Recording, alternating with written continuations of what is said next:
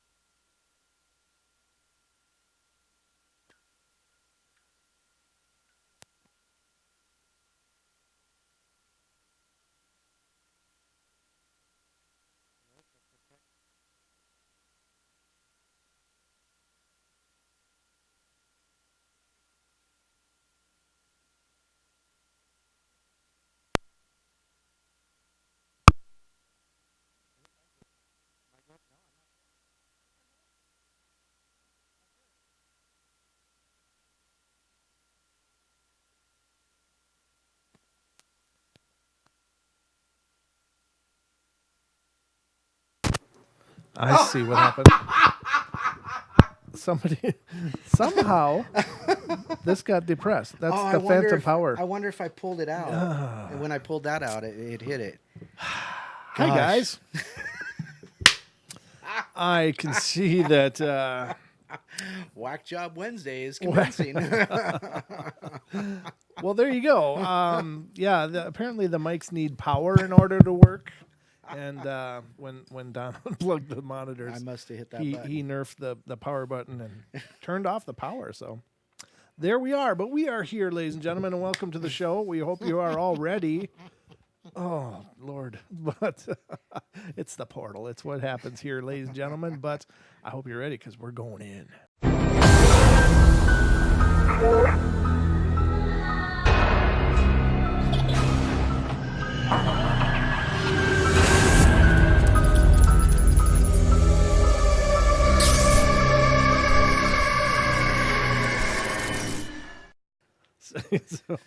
So just to give you a description here, Don's got fingers like the size of bratwurst, and they aren't really conducive to electronics. So that's all I'm going to say. But anyway, speaking of Don, I'm not alone here. I am joined by my good friend and co-host, Mr. Bratfingers. Whatever. All right. Mr. Don Longbeard, welcome to the show, brother. All right. How is everybody? Yes, Carrie, thank you very much. I am here. Oh, boy. Oh, man. So there you have it. We made it. We are live. You can hear us.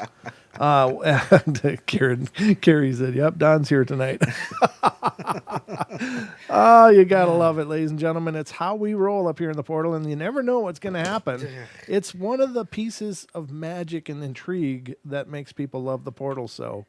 Is definitely what I'm telling myself.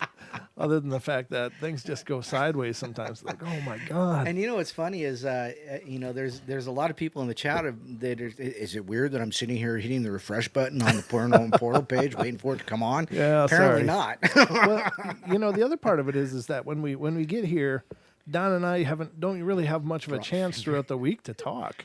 It's just our lives are going really two different directions. So we get together and we start talking. We start, talking about ideas, things we're working on, et cetera, et cetera. And the next thing we know, it's like, Oh God, we gotta go. we gotta go. We We're gotta on go. live. We're late. Oh no. So that's kind of inevitably what happens. But here we are, and now you can hear us too. So what more could you want? A show that not only you can watch with moving colors and pictures, but can hear. you can hear as well. Wow. Forget about it. I thought these were silent videos. Yeah, well, it almost was. I was going to start signing pretty quick. Throw a couple brackets around the pin. Yeah, exactly. Meanwhile,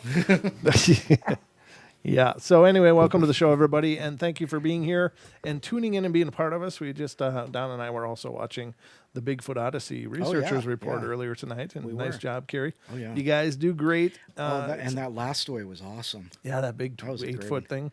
Yeah, that's creepy. That's all kinds of creepy. And if you didn't hear it, definitely go over to Bigfoot Odyssey's page, check it out. They were Carrie had shared a supernatural kind of story on there, and it was really, really spooky. It was cool. Yeah, it is a cool story though. It definitely was one that you hear and you go, ooh. Yeah. So I feel for the person that experienced it. Pretty tough, but yeah, there you go. So, what else is on the burner, Don? Anything I'm forgetting to mention? Other than, Blacktree just put it up. Our Teespring store, teespring.com/stores/paranormal-portal. So, let me just, let's just roll it out like full There you go. multimedia experience here on the show. Because we have the technology, ladies and gentlemen. Blacktree, I don't know if the Paranormal Portal podcast is for kids. It's not bad. No, it's the clean. same as this. It's just I don't know. Well, I don't know. I think we do a good job keeping it light and fun and stuff. We do. It's for whomever would like to check it out. But ladies and gentlemen, speaking of checking something out, look at this whole page full of sexy. Wow, look at that. There is so much sexy on this page that I can't even handle it. Look at all that amazing gear, and you too could look this sexy. I got to get myself one of these shirts. I think that should be our uniform. On the show. A uniform. A uniform. We could have a work uniform, Don. If we did outings and things, I could see that. I think sitting right here, I got gear. mine right here. I got mine right here. You do. You got. Well, nobody can see you right now because it's Well, all okay. about the page. But They it's know right here. I wear paranormal This is our headgear. This is our store, ladies and gentlemen, and it certainly goes a long way to support what we're doing. And we certainly have a big vision of things that we want to do. So if you feel so inclined and you'd like the sexiest coffee cup in the universe, which is right there. There's other really good ones too. Down here, people have been purchasing these kind as well. I still have to get the "Don't Break for Dogman" sticker. Oh up my there, God, though. I yes, have to you do. that one. I got to get that one. Yeah, Don's got to get that going because that is a brilliant one. Thank you again, Cha Cha, for that. Who is oddly absent right now? She's been coming in a little late. Yeah, I think she likes that big entrance. Oh yeah, it's fashionably late. Well, yeah, or right on Cha-Cha time. Right, Cha-Cha time. However that works. That's din-din time to me. Yeah. Yeah, maybe she's on time for Din Din. I don't know. No, she's a sweetheart. We love her dearly, and she came up with that phrase. So we're going to commemorate that in her honor and put it on a sticker that'll be available as well. So that's the store. And we'd love it if you could support it, but if you can't, don't worry. It's not, it's never an expectation. It's a requisition. It's a prerequisite. No, it's a moral imperative. No, Don. It's Don and his Don and his palate. Wow. No, it certainly helps. It does help out a bunch. Otherwise, if you don't want anything, feel free to donate. If you can't donate, no worries. I mean, just being here, spreading liking, the word, sharing, yeah, liking, sharing, spreading the word really is amazing. And however you are a part of our community, we are just really thankful that you're here and a part of it. And no, don't ever feel like that's a necessity. And a special thank you to Barbara Charlton, who sent us a donation via PayPal. Yeah. That was really amazing. Just totally humbling when you guys do that stuff. we are, we just love doing this. At the end of the day, this is just something we love doing. And the fact that other people, you guys, come by and want to participate in this to us is just the biggest compliment in the world. So thank you all, first and foremost. I think that, we don't say it enough, but I just want you guys to know that you guys really are the backbone of what we're doing. Whatever we do, it's always going to be built around the love and support that you guys give us. So thank you so much for that. Speaking of spooky, creepy stuff, Don. Oh, so, everybody's heard of Frankenstein's monster. mm-hmm. The whole idea of Dr. Frankenstein deciding to create life. And so how did he do that? Well, he went around to graveyards and dug up corpses and took pieces and parts and kind of did some sewing. And with the help of a lightning bolt, he created a monster. Well, it seems there were some other people that were on that same pathway. And this comes out of Arizona, ladies and gentlemen. A graphic FBI. Oh, it says graphic. It's a graphic story, is what it means. And this comes from Fox 17 Nashville. Says graphic. FBI found bucket of heads, arms, and legs, bodies sewn together in Arizona. Arizona. Ooh. And it says, Phoenix, Arizona. Testimony has begun in a horror story out of Arizona after buckets of body parts and heads, bodies, and genitalia of different people were sewn together and hung up on a wall. The FBI raided Biological Resource Center in 2014. Now a lawsuit is providing more gruesome details at the body donation and tissue bank facility in Phoenix.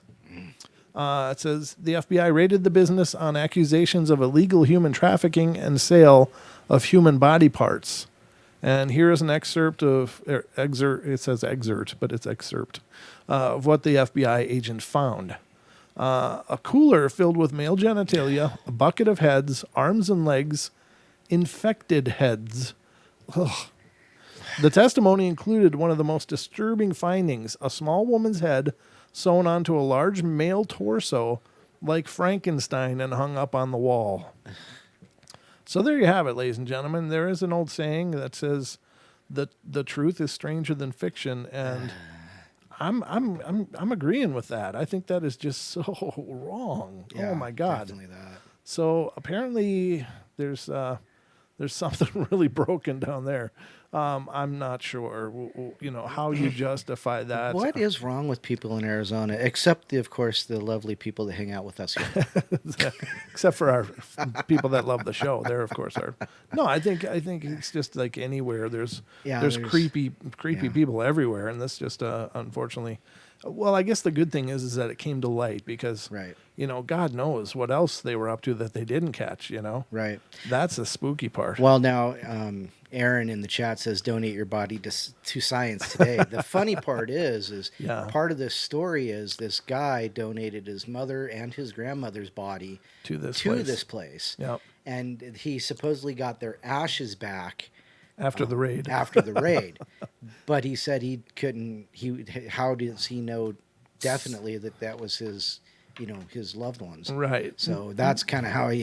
Oh, that's not. There's another one that was out there of a crematorium, right? Okay. And so they would take bodies in. Oh, they just dump them all in, and then what they did was they kind of just dumped them and sent people back cement. Oh, no way! Cement powder? Yeah, they would send people these buckets of cement back instead.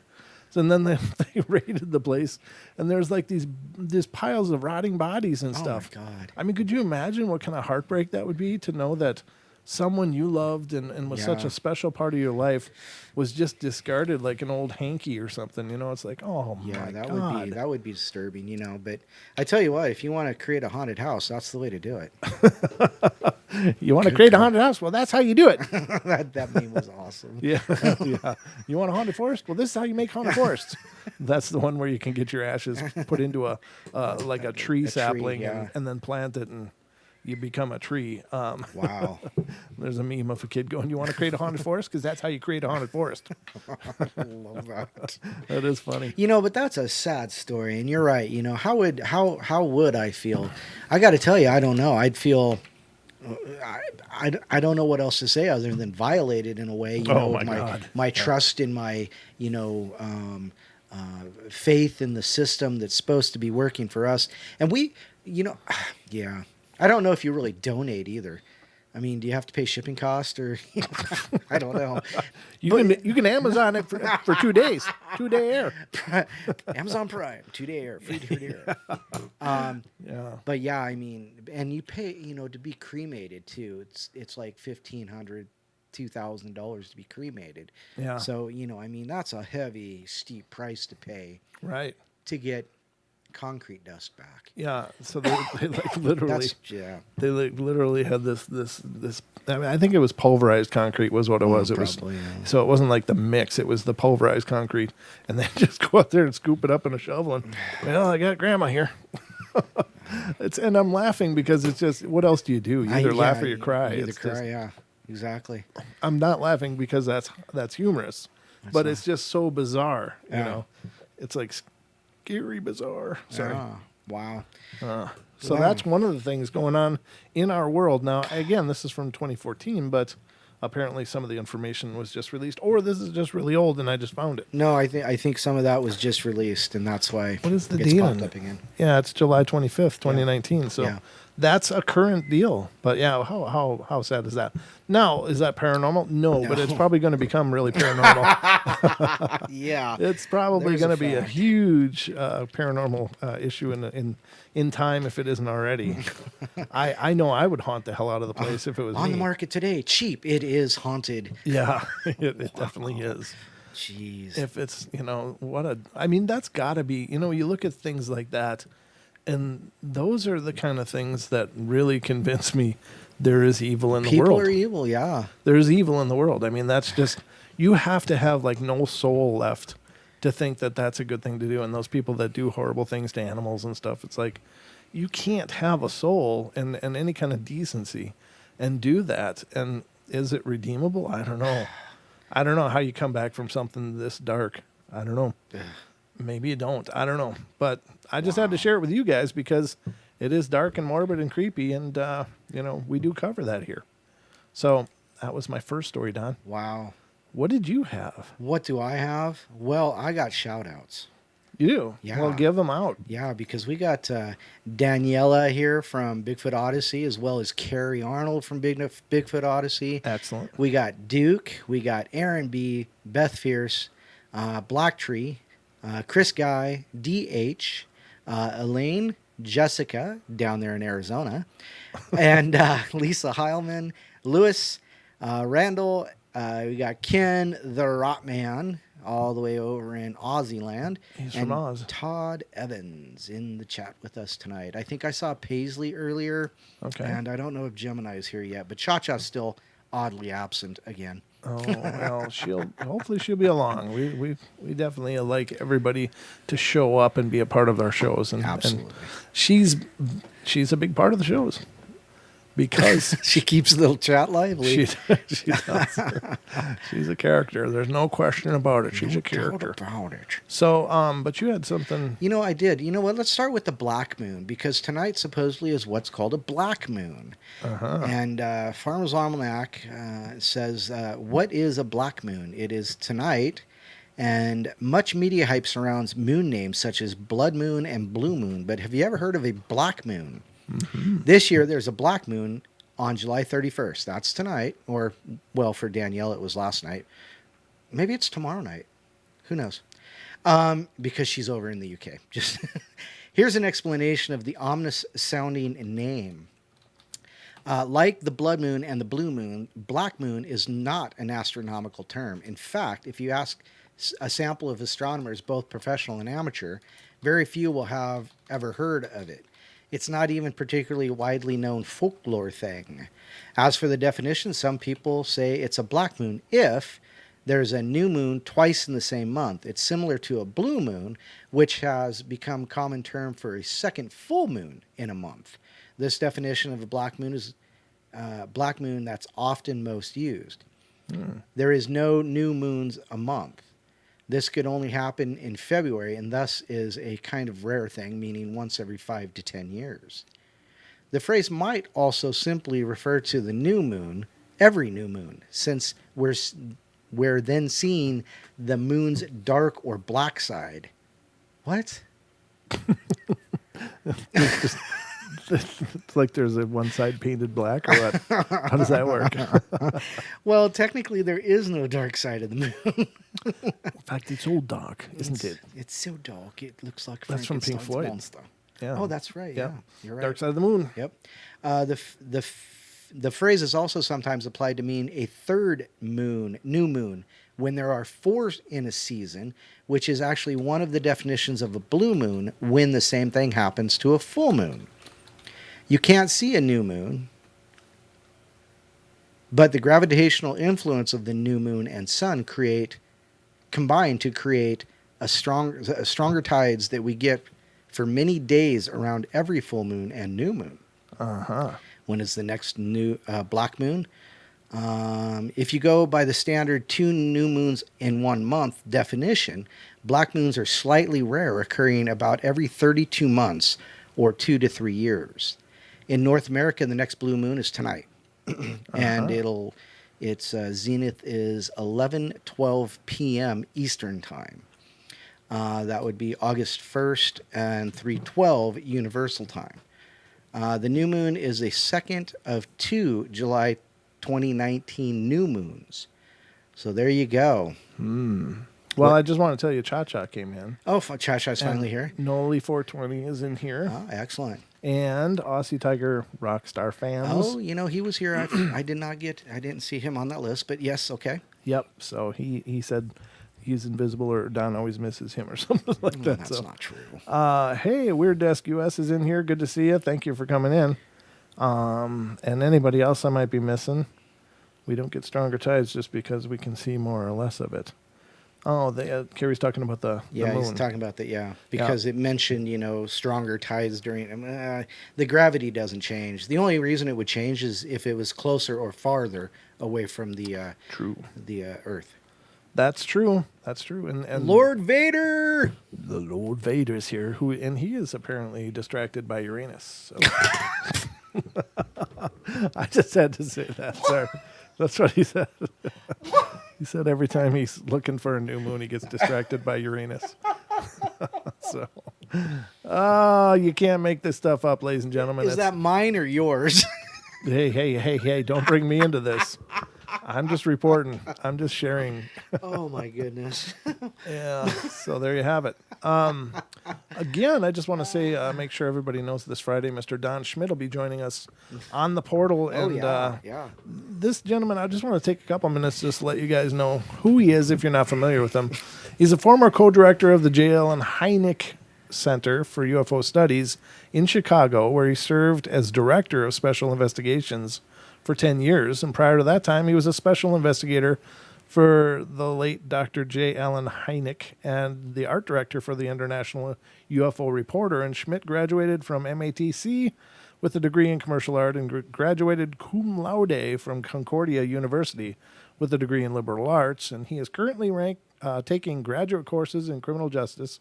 He and Tom Carey, his partner of 18 years, have already outlined their next writing collaboration on the Roswell incident of 1947. He is author of hundreds of articles about UFOs, as well as is co-author of 5 best-selling books: UFO Crash at Roswell, The Truth About the UFO Crash at Roswell, Witness to Roswell, Revised Edition, and Inside the Real Area 51, The Secret History of Wright-Patterson. So he will be on our show on Friday, ladies and gentlemen, and it's a great honor to be getting him on the show, and special thanks again to Jim Mount for making that connection possible.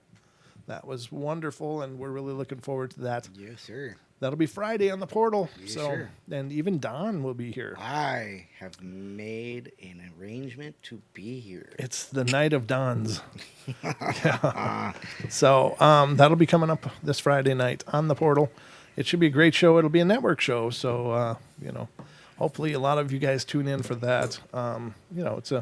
It's a big deal, Some people might say it's a big deal. Kind of a big deal. So I ran across this article, and this is coming from newspunch.com. So I don't know much about newspunch.com. I don't know if they are considered Real news. Real news, if they're fake news, if they're made up news, if they're parody news. It doesn't seem like a funny article, though. And here's what it says. And it's a really long article, so I won't be able to read all of it, but I'm going to try to read you little pieces of it. But I thought this was really interesting because it's creepy as hell. Great. So it says, Hit it. Psychiatrist admits mental illness is caused by demonic possession. Now, that's a hell of a headline. That's definitely a statement. That's a big one. So, a top New York psychiatrist has admitted that most patients who suffer from mental illness are actually suffering from demonic possession. Now, here's the meat on this on the bone here. So, Richard Gallagher, a board-certified psychiatrist and professor of clinical psychiatry at New York Medical College, says he has personally encountered demonic possession and is convinced that possession is much more widespread than anybody's willing to admit. The Washington Post reports, in the late 1980s, I was introduced to a self-styled satanic high priestess. She called herself a witch and dressed the part, with the flowing dark clothes and black eyeshadow around to her temples. And in our many discussions, she acknowledged worshiping Satan as his queen.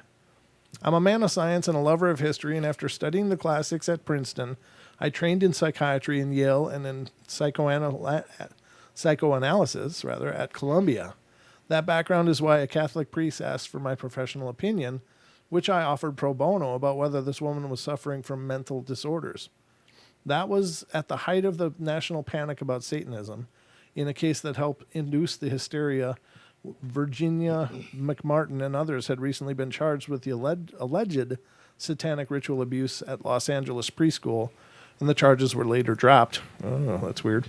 So I was inclined to skepticism. But my subject's behavior exceeded what I could explain with my training. She could tell some people their secret weaknesses, such as undue pride. She knew how individuals she'd never known had died, including my mother, and her fatal case of ovarian cancer. And 6 people later vouched to me that during her exorcisms, they heard her speaking multiple languages, including Latin, completely unfamiliar to her outside of her trances. And this was not psychosis. It is what I can only describe as a paranormal ability. And I concluded that she was possessed, and much later, she permitted me to tell her story. The priest who had asked for my opinion of this bizarre case was most experienced exorcist in the country, and at the time, an erudite and sensible man. I told him that even as a practicing Catholic, I wasn't likely to go in for a lot of hocus pocus. Well, he replied, unless we thought you were not easily fooled, we would hardly have wanted you to assist us. So began an unlikely partnership for the past 2.5 decades of over several hundred consultations. I've helped clergy from multiple denominations and faith to filter episodes of mental illness, which represent the overwhelming majority of cases. From literally the devil's work, it's an unlikely role for an academic physician, but I don't see these two aspects of my career in conflict.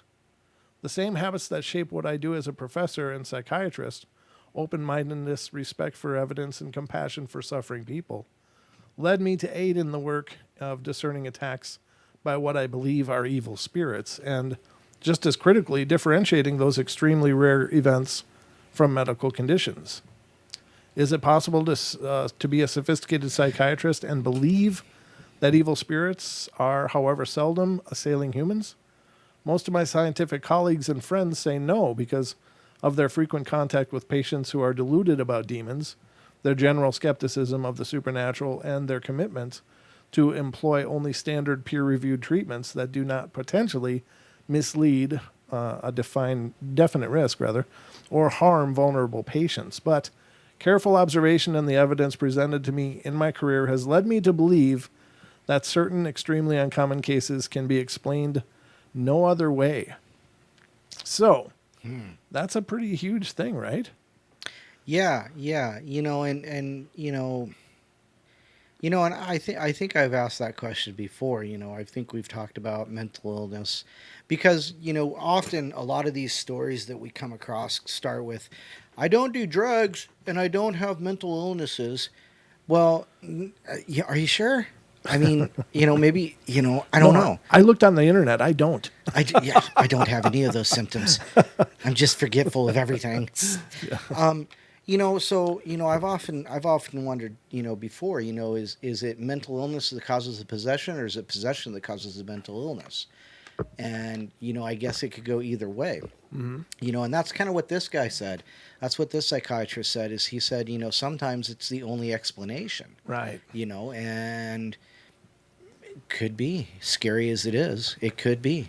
It is freaky, though. I mean, again, it's something we've postulated before. How many asylums are have tormented people in there that just have no control over this, right? But are being assaulted by some unseen force, and I mean, it looks crazy, of course, because it is crazy. But right. If it's not due to weird manifestations in their own brain, then right. What else can it be?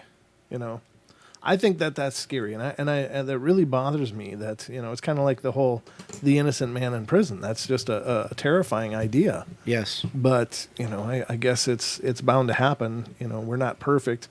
There's no way we can be right all the time. Any of us. So I don't know. It's just really.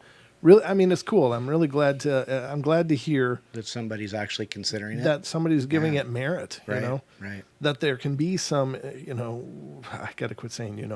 I'm saying an awful lot, but there can be some real observation without being biased because of just an abstract dismissal due to the fact that it's spirits, whatever, get out of here. Right. We cannot entertain that. Right. So anyway, just some thoughts on that, but I think it's great. If it is legitimate, that's a great stride that somebody made, and I hope that spreads, because I think there is something to it. Exorcisms and torment from evil spirits is something that's as old as any cultures on the earth. Right. Right. The belief that these things are going on is nothing new, and it didn't come as a result of B movies or horror movies. It's long, long older than that. And honestly, it hasn't been all that long since we were brought from the idea that this kind of mental illness and possessions, were of the devil. Because back when Freud's the one that brought it in and said, okay, no, this is actually a chemical imbalance in the brain. It's not really possession. Not everything is attributed to the devil, or not everything should be attributed to the devil. Mm-hmm. But he didn't say it wasn't attributed to the devil. He said it shouldn't be attributed.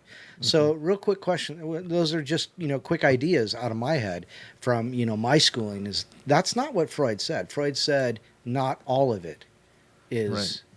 Okay. Attributable. Thank you. To the devil. Absolutely. I'm there for you, Don. Thank you. Somebody loves me. Absolutely. I think a lot of people love you, Don. Whatever. There's a lot of beard for loving. I could probably just sit and live cast me brushing my beard. No, you can't. Not on this show, you can't. Okay, we're just gonna go to one camera here. We'll make sure to bring Don on screen when he needs to talk. If he's gonna self-groom. So anyway, but I just wanted to share that because it's kind of cool. Yeah, it is. And like you said, somebody's actually giving it breath. So they are. Lots of breath. I can now close that link. I've had it open for like 3 weeks. In my desktop, it's been open. That's not surprising. No, I've got tons of them. I really do. Ooh, this one. Oh no, I lost my place. No! I don't know where I'm at with this. My link collapsed on me and it said, oh, this, Chrome did its thing. No, I read that one. Talk, Don. Talk about something. Talk, Don. Talk. Clusters of UFOs filmed in Wyoming. And this comes as of yesterday, July 30th. It says a Wyoming man was left scratching his head last week after spotting an odd cluster of glowing orbs that floated through the night sky. Bradley Rees, Bradley Rees's curious sighting reportedly occurred on Friday evening in the city of Evansville, and unfortunately, he managed to film the strange moment with his cell phone. He subsequently, it says, and fortunately, he subsequently uploaded the video to YouTube, where it quickly caught the attention of various channels and devoted to puzzling pieces of possible paranormal footage. Say that 3 times fast. Wow. In Reese's video, at least a dozen balls of lights can be seen moving across the sky, seemingly changing their brightness at random. The bewildered witness first exclaims in wonder, "What is that?" and then jokingly muses, "They're either drones or aliens." Adding a bit more detail to the sighting, Reese says that the mysterious crafts were silent, seemed to be heading west towards the airport, and ultimately surmised that there were probably either drones or balloons. In an attempt to get to the bottom of the mystery, the Casper-based website Oil City News contacted the nearby airport, but officials there were unable to provide any insight into the matter. That said, they indicated that they did not receive any reports of unidentified flying objects at the time. The FAA echoed this statement, of course, saying that they were not aware of anything strange being seen in the sky when the sighting took place. Be that as it may, aside from the alien theory, one prevalent possibility put forward. What is it with peas tonight? Be that as it may, aside from the alien theory, one prevalent possibility put forward by some observers is that the anomaly were somehow connected to the National Guard training exercises being run out of the nearby Guernsey Municipal Airport. Another explanation which could fit the case, considering how the lights appeared to be randomly dispersed, is that they were Chinese lanterns that had been released from somewhere in the area. Yeah, because people in Wyoming just randomly, float Chinese lanterns, right? There you go. That's a Chinese Lantern Festival. That's just retarded. Of course, that happens every month in Wyoming. Once a month now from the local, Well, it's sometimes frustrating how the lengths some people will go to just attribute it to something mundane. It's just got to be something mundane. It has to be, because that's their paradigm and they don't want that changed. And that's the sad part, I think, really, because it automatically causes people to not think objectively. They just it's like panic thought. Yeah. Well, no, it's got to be balloons. It's balloons. All the balloons going on in the world have, if they were the cause of all of these sightings, there'd be I think the world would be coated in balloons by now. All these dead balloons everywhere. I don't know. There'd have to be a lot of them, though. The Weird Desk US says a possible paranormal puzzle piece T-shirt. Oh, man. That was particularly well postulated. Thank you for your contribution or your performance. Oh, no. I did find my place, which is great. always good. Yes. I found it because if I remember the last story we read of the guy that had to live in the shed when he was a teenager. What? The story I read last time. Yeah. The kid had to live in a shed. And I mentioned that I lived in a shed twice in my life. I lived in a van down by the river. Down by the river. So I don't think I've read the next one, but if I have, I apologize. But Stop me if you heard this one. Yeah. Well, they can try, but Aussie says he's peeing himself with laughter. Well, we aim to please. Oh, this is impossible. This is impossibly profound performances of the portal, of the Paranormal Portal. Uh-oh. Ladies and gentlemen, today's Paranormal Portal is brought to you by the letter P. All right, so it's just like freaking Sesame Street up in here. All right, so let's see how many more P words we can get to tonight. This is an odd account. It says, I have a weird one. Backstory, I was 18 years old. No, I might have read this one. That's me clicking my tongue. No, I'm going to read it. I don't think I Okay, did. read it. Okay, I have a weird one. Backstory. I was 18 years old. My father had just tried to commit suicide. Horrible. Wow. He was in intensive care at the hospital, and after me and my mom went to visit him, we went to my grandma's house that lived nearby, and around midnight, we decided to go home. And since my mom doesn't like highways, we took an old mountain road. Around half the way home, going downhill, I noticed that the inside of the car was really bright. So I look at the side and the back mirrors to see if a car is behind us and maybe had their lights on max, but there wasn't anything there. I said to my mom, "That's really bright inside the car." And she answers me that she noticed that a few minutes back, but she thought it was just her imagination. So she didn't say anything. It was a tough time for her and for me, and the doctors had told us that my father would not survive the night. And I started looking around us while driving, never stopped. And we noticed a light between the trees, and it looked like one of those helicopter focus lights.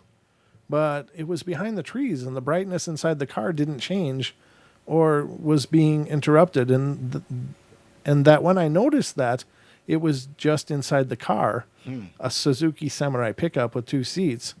Outside, it was still pitch black. It was just inside the cabin, and that's when I got scared. I told my mom about the light outside and increased the speed to get out of the woods to try to get a better look at it. And as soon as I cleared the trees, the light faded. It didn't shoot up anywhere. It just faded.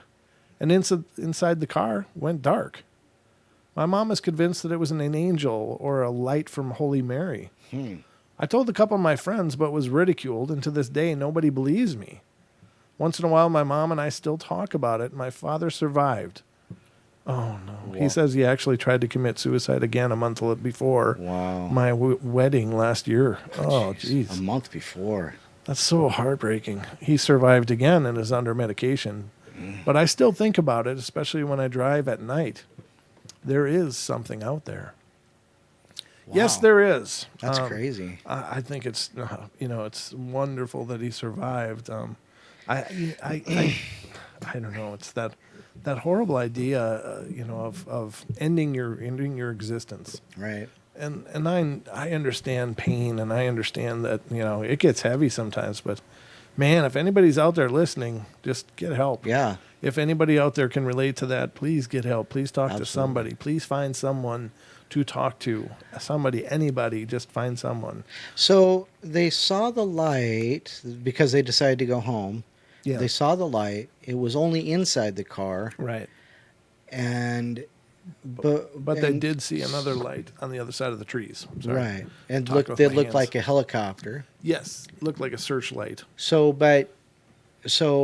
And the mother said that she thought the light inside the car was an angel or something. Right. She was trying to attribute what could have been causing that light to appear in the side of the car, and so she decided an angel must have been with them. So is she attributing that to the father surviving? Well, I think they think it was a blessing, right? Okay. Yeah. Okay.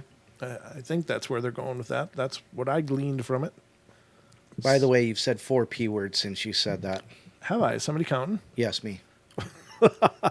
You said painful, pickup, something else, and something else. I forgot what they are now. For some reason, I only remember painful and pickup. Oh, Pickup okay. was the first word. Painful was the last word. Oh, gotcha. Well, we got that going for us. So here's Positively. Positively perpendicular. Oh my God. So here's another one. I was sitting out back in my old place at about 4 a.m. during the summer, and there was some railroad tracks behind the apartment buildings. I was sitting parallel to the tracks, just drinking beer and listening to music through some headphones, and all of a sudden, I see something in my peripheral vision, and I turn my head and see this gold glowing humanoid figure walking on the tracks. It looked like a human, but with no discernible features, and it was glowing gold. I had my eyes on it for a second before it went behind some trees, and the only paranormal experiences I've had that I haven't been able to find an explanation for. Then again, I was pretty sauced by this point, so it takes away from my credibility, but I usually don't see glowing figures while drinking. Glowing gold figures. Wow. We're going into letter G now. G? Okay. G, it sounds like it. I don't know what the hell letter we're going to hit next, but tonight's is brought by the letter P. Another one. Driving to Birmingham, New York many years ago on the highway, coming around a bend over a hill to my right, a bright gold metallic object falling slowly from the sky a few miles away. It felt like origami over itself and folded and unfolded randomly in multiple places, like it was working its way to Earth. This was in the early afternoon, and first I thought it was a weather balloon because everything's a balloon. Everything's a balloon tonight. But it was huge and ridged and very angular, changing shapes as it fell very considerably. Still have no idea. Wouldn't you try to drive to where it was falling to? I would. I think I would too. I'd be like, I'd use that anti-millennial, theft. What? Anti-millennial theft? Yeah, it's. I don't know where you're going there. It's a sticker you can put on your car, and it says "equipped with anti-millennial theft protection," and it's a stick shift, so it's a manual shift. Right. So you gotta have a manual gearbox, and no millennials can steal your car. I would definitely chase that down. That down. I think I would too. Now you have to wonder: is it possibly some debris from something going up or coming back in? Like, yeah, a balloon. Well, it went up, popped, and came back down. I'm thinking more like, when he said gold and ridged, I'm thinking of like the, remember on the old lunar modules, wasn't there like gold tinfoil on those things? Right. Could it be something like that? I don't know. Maybe like a thermal blanket, the Black Knight satellite. That was just a thermal blanket somebody lost. Yeah, we're losing them all the time out there. It's crazy. Lewis, I got to read this. Okay. He says, P is for portal. It's good enough for me. Okay. Oh, the paranormal portal. It starts with P. I changed it a little bit, but. Well, just have a good time. Wow. So, the crazy. Randall Electric says, ha, ha, ha. I have a treasure map written in cursive, anti-millennial. Yeah, they might as well be writing in Chinese. In cuniform. They just won't have any clue. Oh, man. Oh, man. Yeah. It's not their fault, though. They're just not being taught that. That's another thing that ticks me off. Oh, we could get into it, but that's not the scope of the show. Nope, not tonight. Not any night, really. Not any night, as being the paranormal portal and all. We don't discuss curriculums in schools and stuff, unless they talk about parapsychology. Another P. Thank you very much. I got another one. Unless you got something else. You got something else? Oh my God, we got plenty of phone calls. There's 2 P words. Plenty. All right. So let's get to the first one. This is Miss Diane. Of course, you're on the air. Hello, guess who? It's our friend D. No, it's Queen E Lizard Breath. Oh, gracious. Okay. I'm kidding. Oh, sure. Okay. All right. What's on your mind tonight? I have run into somebody really kind of interesting. I'm having a heck of a lot of buffering on my PC, so I had to run and get my tab. So I'm trying to keep up with the story. You said somebody needed help, so, if somebody needs help, let me know. Oh, okay. Who that is, or please come forward. Anyway, I wanted to tell you I have run into somebody who I'm going to be interviewing, who claims that they got woken up after another, it sounds like maybe a near-death experience or something. Got woken up, and now they can hear demons. Wow. Oh, that's but they can't hear. Yeah, and that they can hear a person calling themselves Satan and a person calling themselves the Antichrist. Of course. And yes. That's pretty I typical. mean, and I'm there. I don't know how much the veracity is of this, but this person is afraid to talk to religious people for obvious reasons. Mm-hmm. Yeah. And says that there are some the phenomena that accompany this. that there has been quite a lot of phenomena at her place. Oh, man. And she locks her door and stuff. I said, you know what? You came to the right place. If something is going on, we can find it. But she agreed to an interview as to how long this is now. How long this has been going on and what the particulars are, and I'll get to the bottom of why this is happening to her. But of course, it's scaring the heck out of her. Yeah, I bet. That's really terrifying, for sure. Yeah, and she said that there are, the part of the phenomena that accompany it is there will be loud bangs and stuff when, she said that the person calling themselves the Antichrist came through Kent. And she could hear bangs accompanying this. Came through what? Person. Came through what? Something banging. That they actually visited or traveled through Kent, Ohio. Oh. That they haven't done that before, that this is new, that she had never known them to, I think I'm getting this right, that she had never known them to come through here, but they did recently, according to her. Wow. Now, I have encountered people who have claimed to be. I had somebody just come out at a bar one time and say, "Hi, I'm Satan." I've had that happen. Yeah, that's and I said, "Oh, that's cool. I'm God." There you go. Huh. Yeah, I mean, the people that claiming devil and Satan and stuff, I think it's kind of ridiculous personally. And I'm knocking on wood here as I say that, because I certainly don't want to invite something dark, but let's hope it really is. I think, I'm not saying that it couldn't be, I'm not saying that it couldn't be valid, but what I'm thinking is that if it is a dark entity, of course it wants to be the most scariest, biggest, ugliest thing it could be. Right. I just think that perhaps they lie and they just want to overstate their ability or whatever. But I don't buy it. Well, yeah.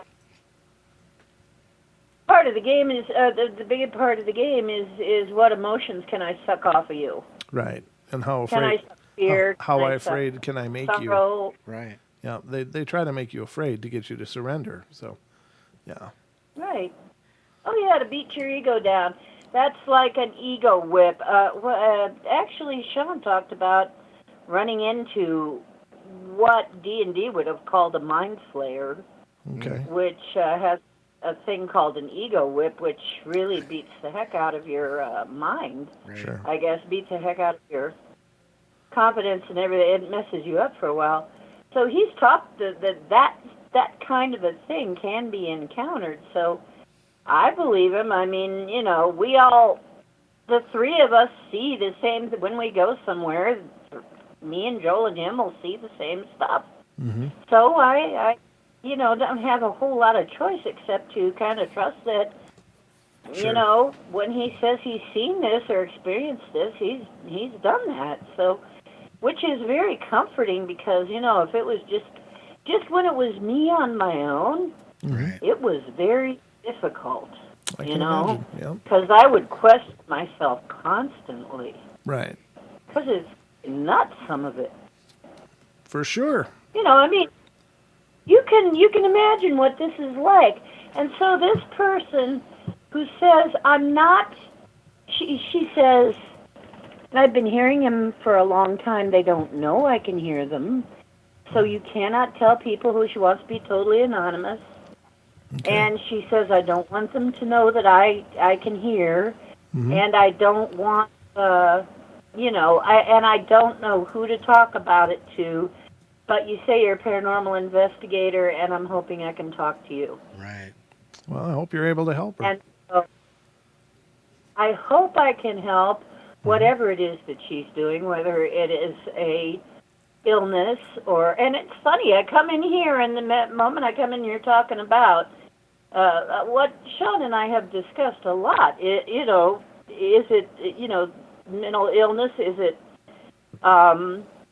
Paranormal is a combination. Does one make the other happen? You know, Sure. in some cases, very hard to tell which came first, the chicken or the egg. Maybe they are related. Sure.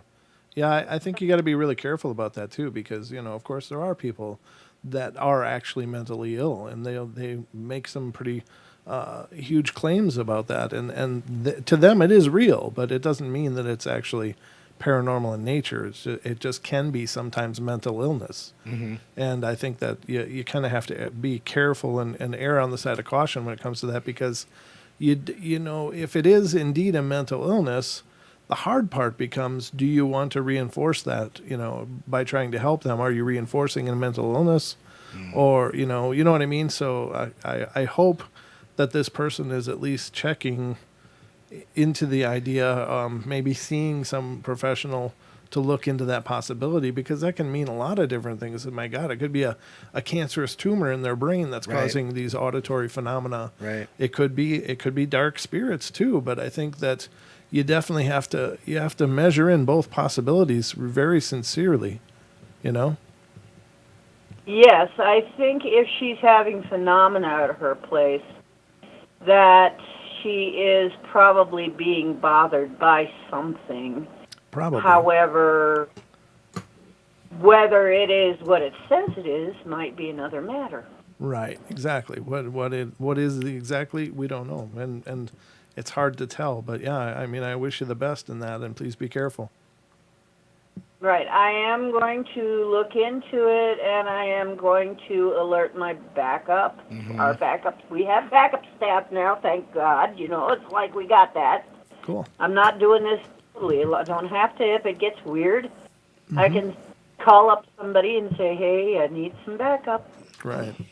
But it could get very weird very quick, guys, because I've seen some pretty big stuff around here. Yep. And I have gotten rid of some pretty big stuff. And Sure.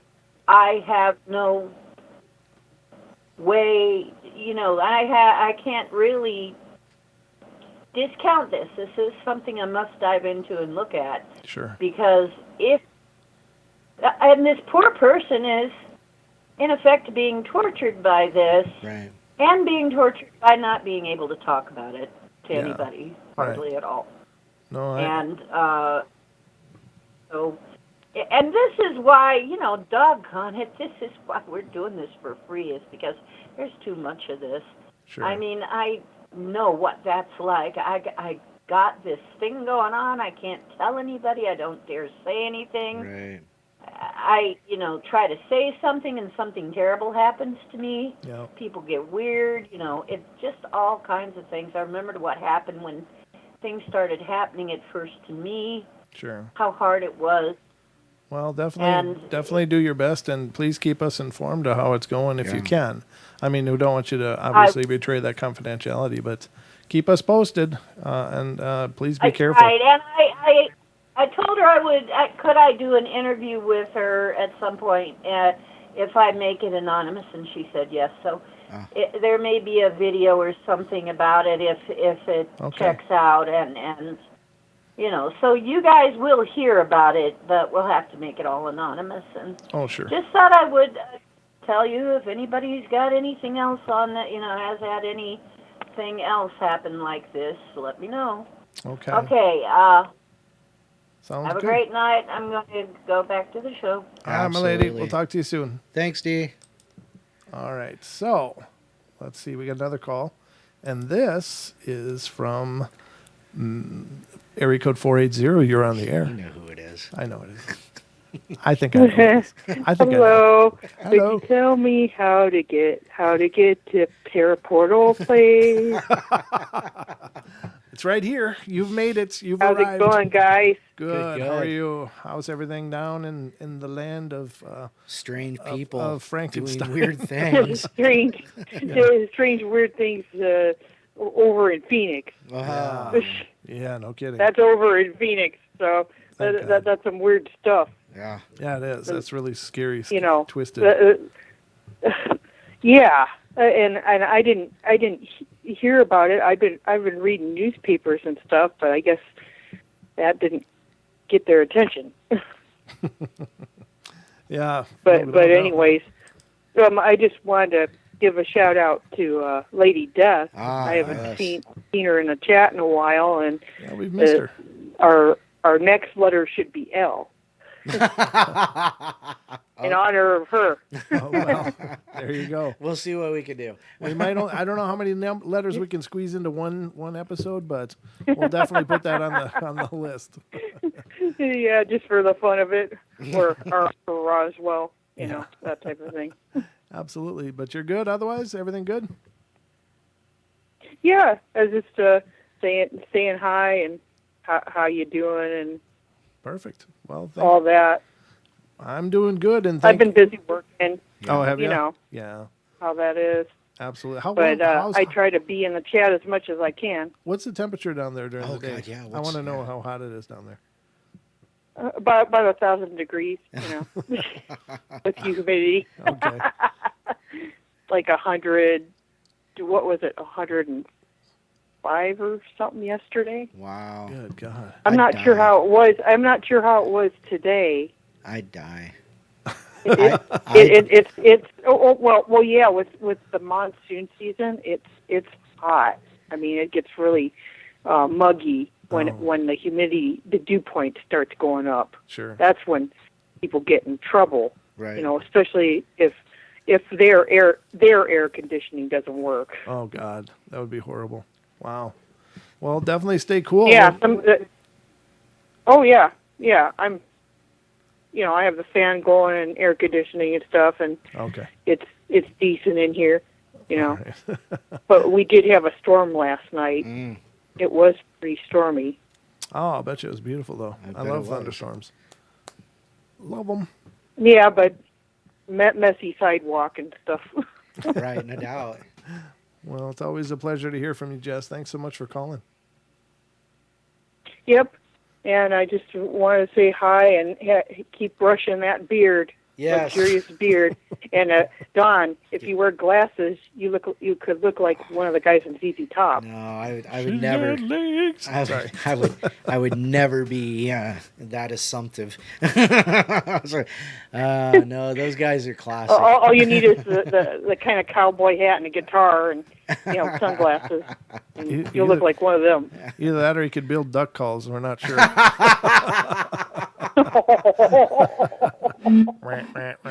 All right. And now that he's not living, where was it? He said he lived at besides his basement. In a shed. Oh, in the earlier? shed, the woodshed. Yeah, the woodshed. He lived in a woodshed at one Oh point. yeah, and now he lives in his basement. That's right. He's upgrading. I upgraded. Close and personal to the meat locker. It's the best place to live, I think. So, all right. Well, thanks for calling, Jess. Good to hear from you. And good to see Lady Death in the chat again. Absolutely. Nice to see her there. All right. All right, we'll talk later. All right. See ya. All right, people. All right, ladies and gentlemen, some nice call-ins, and if anybody else would like to call in and share, we'll be here waiting by the phone lines. The number is 720-923-0500. 00 done. 00 or 500. 07. 720-923-0500. A brought finger. Yeah, your brat fingers. I don't know how you do on a touch tone phone, Don.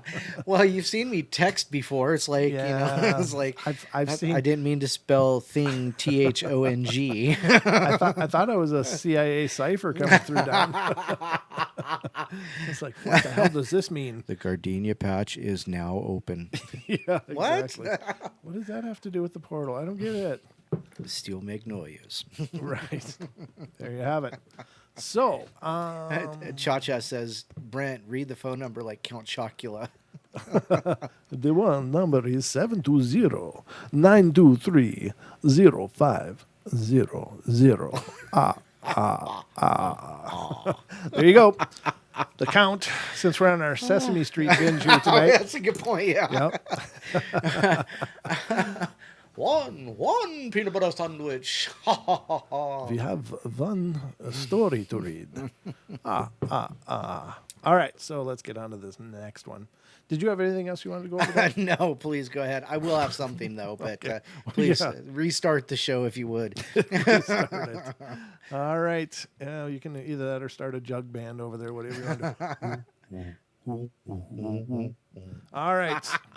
I swear we share a brain. When I was a teenager, multiple times I could have sworn that I heard a woman calling for help during the evening while I'd be standing outside of my parents' house.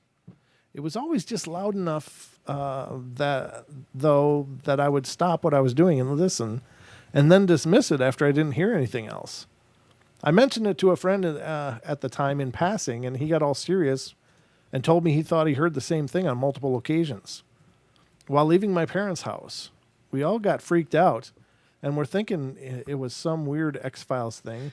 But now that I'm older and know how screwed up the world is, and reflect on the fact that my hometown had meth problems, I feel like it's much more probable that it was actually domestic violence. And now I just feel bad that I may have heard someone who actually needed help and dismissed it as just hearing things.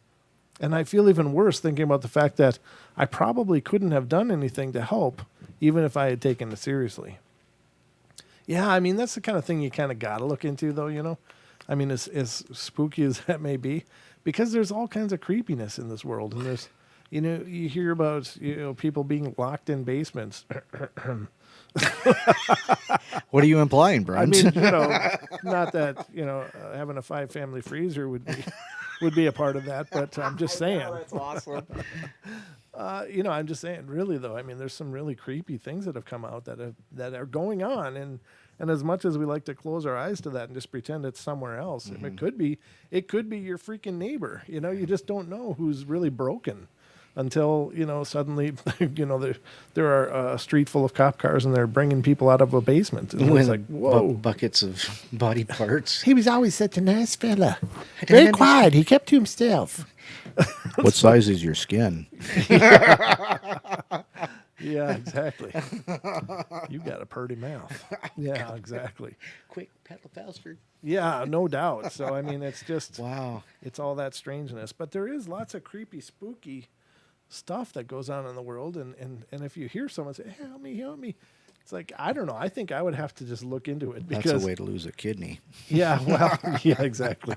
You go in and next thing you know, you're waking up in a bathtub full of ice. What just happened? But the good news is I lost 20 pounds. Sorry. All right, so you just never know.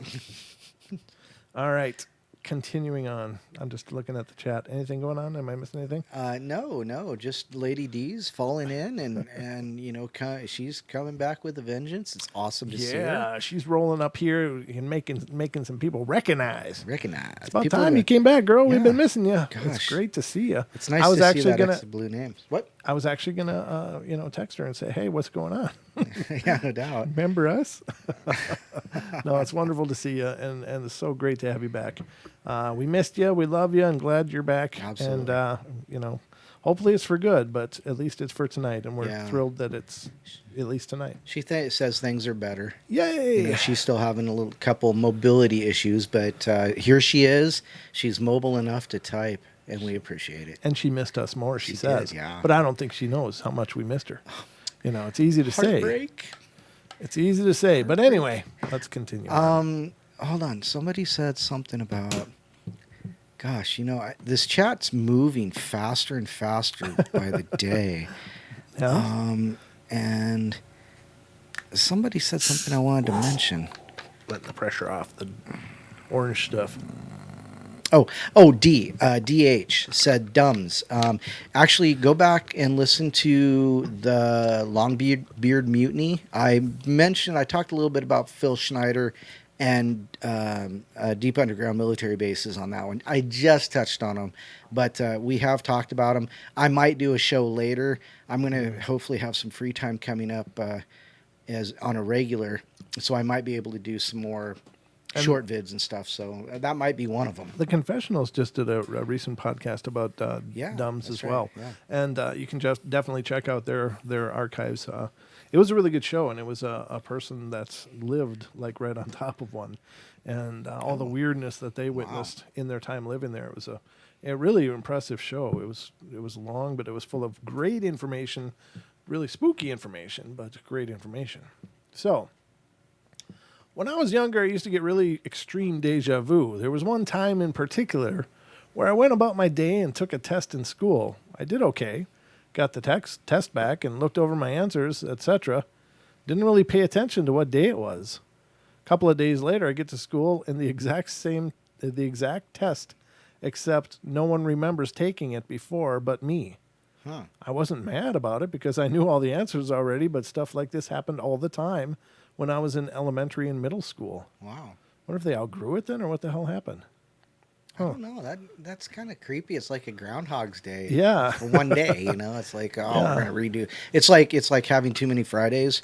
Mm-hmm. It's like, today's Why math doesn't that test happen day. with like lottery numbers and stuff? I won it twice in the same week. Yeah. But they only paid me once. I don't get it. So, Wow, that'd be cool. when I was a child, while waiting for the bus, I was very nearly attacked by the biggest, blackest, meanest dog I've ever seen, until an equally big white dog came out of nowhere to my defense while I ran back inside. It has made me think a lot about angels and demons, and I've never been sure what to believe since it happened. I think you believe that it's a great thing that big white dog came along. Yeah, no doubt. And it could be. I mean, I don't dismiss the idea that things can manifest in form, that may very well be possible and probable. So that's Right. my 2 cents on that. But The hell is that, a panda? Oh, yeah, it is panda face. Oh, Weird Desk US found a panda face. I was like, what the hell's that? I totally forgot where I was going with my comment. Okay. So just disregard that, please. Okay. What, your hum? No, I was I was talking about dogs manifesting as spirits. Well, that's what it was. We were Carrie on Bigfoot Odyssey on his live stream tonight was talking about not necessarily shape shifting, but things that can take forms. Oh, Daniela mentioned it. She says, "Why don't these spirits take the form of kitties or butterflies or things like that?" And, your answer back, of course, was, well, they can choose to manifest to whatever they want as long as I would imagine, I'll put this in there, as long as they have the energy, to do it at the time. So, dogs, whether it be dogs, a white dog or a black dog, whether it's a skunk or a wolverine, whatever, Mm-hmm. I think, it could be anything. But, white dogs are cool. I'll go with that. Yeah, I think that. Well, I mean, it's great that this kid was saved by a big white dog when the biggest, meanest, blackest, meanest dog he ever saw was going to eat his head off. So that's pretty powerful. Yeah. All right. So the next one. When I was a teenager, I learned about lucid dreaming and how to induce them, and ended up taking a while to perfect how to do it, but it was worth it. Most dreams ended up just being me trying to test my limits on various ways while exploring the strange dream world. And one night, I was practicing flying and ended up teleporting somewhere because I was suddenly inside a very high-tech ship. And there was a super stereotypical alien inside, and I tried to use my main means of attack, which was telepathically pop a hole in his chest. I called it the hole puncher. He even named his attack. Be careful, I'm going to whip out the hole puncher. It's like sheets of paper. I'm going to poke your eye out. All right, but it did nothing. Like less than nothing. And then it got mad. At this point, I'm not having a good time and feeling kind of annoyed, so I try to wake up from the dream like I do when it's a failed lucid dream, but I couldn't. Then it lurched forward at me, and the dread I felt was insane. The way it moved was sickening in itself. I can't even describe it. When it touched me, I swear I felt real pain, and that's when I finally woke up. Never happened again, but I won't forget it. That's the whole projecting thing, because lucid dreaming and astral projecting are not that different. Right. Well, and when when the person said that they woke up in this, did they say a ship? They woke up teleporting inside a very high-tech ship.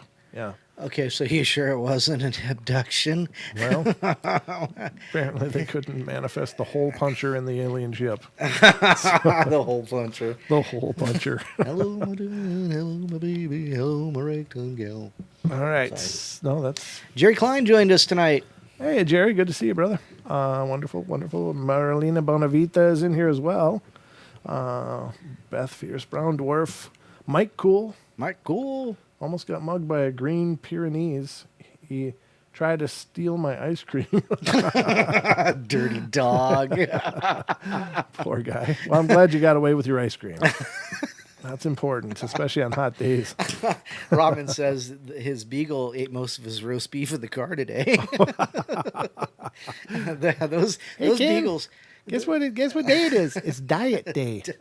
You ain't eating nothing. You're getting ready for your fasting. Yeah, you're good. Have a happy vegetarian day. Plenty of salad left. The dog's like, yeah, I left you all the beans and salad. Yeah. Beagles are unique dogs. They certainly are. They are. Anyhow, sorry.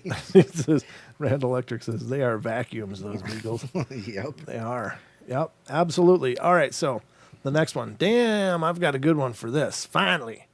Let me also say The X-Files is my all-time favorite show, and I started watching when I was 11 or so because one of my teammates told me I looked like Fox Mulder. Oh, my God. It says humble brag. Wow, okay. So when my best friend and I were 15 years old, we were on our own, we were in our own little terrible 80s rock cover band, and his dad's friend, who happened to be a virtuoso jazz guitarist, asked us if we'd ever seen this amazing must-see guitar movie called Crossroads. Oh. We hadn't, but he played it up so much that we just had to go to the Blockbuster that night and rent it. Blockbuster, this is an old story. So Crossroads is essentially given the background of a true folklore story of Delta blues guitarist Robert Johnson, who sold his soul to the devil for incredible guitar ability. The legend goes that Johnson walked to the crossroad at midnight with his guitar and waited until the devil came.